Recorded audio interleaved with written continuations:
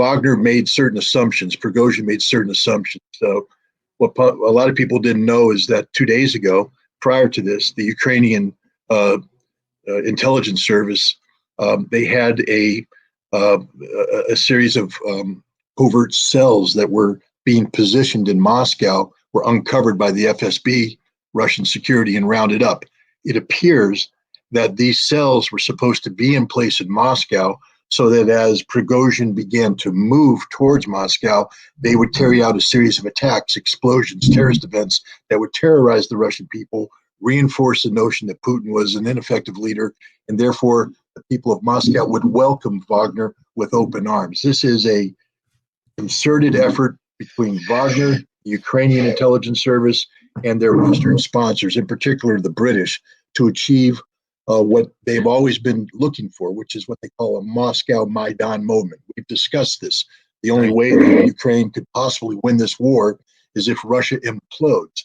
And having been defeated on the battlefield, we see that, kudos to them. They recruited Prigozhin. There's no doubt in my mind that Yevgeny Prigozhin is working on behalf of foreign intelligence services, carrying out their tasks, and that task is to collapse the government of Vladimir Putin. I personally believe that he won't succeed, but that's what's happening this morning. And here's the other interesting thing. In the lead up to this, you had the Ukrainians. If you remember, the Ukrainians used some Russian nationalist units backed by Ukrainian intelligence to attack into the Belgorod area, to cross the border, attack villages, and create the perception of a weak Russia. Who is the number one person coming in and saying, this proves Putin's weak, this proves Shoigu's ineffective, this proves Gerasimov is incompetent?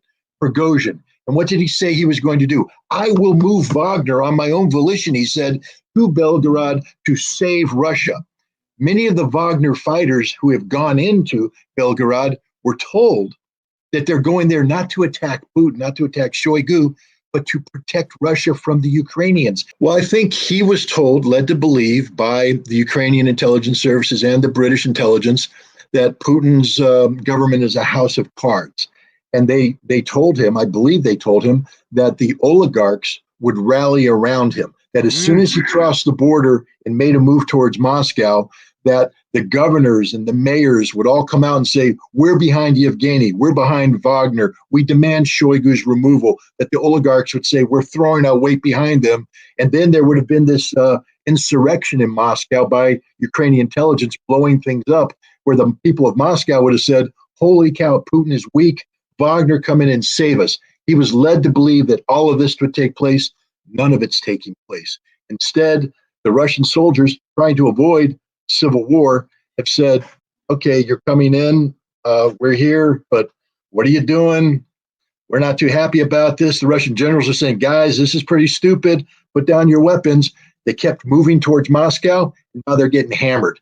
And the reality is going to sink home real soon. It hasn't already, to these Wagner fighters, that they're on the wrong side of history here, that they're going to be forever known, not as the heroes of Bakhmut, but the traitors who sold out their country to a Ukrainian Nazi enemy backed by the collective West, which is seeking the destruction of the nation they're supposed to be defending.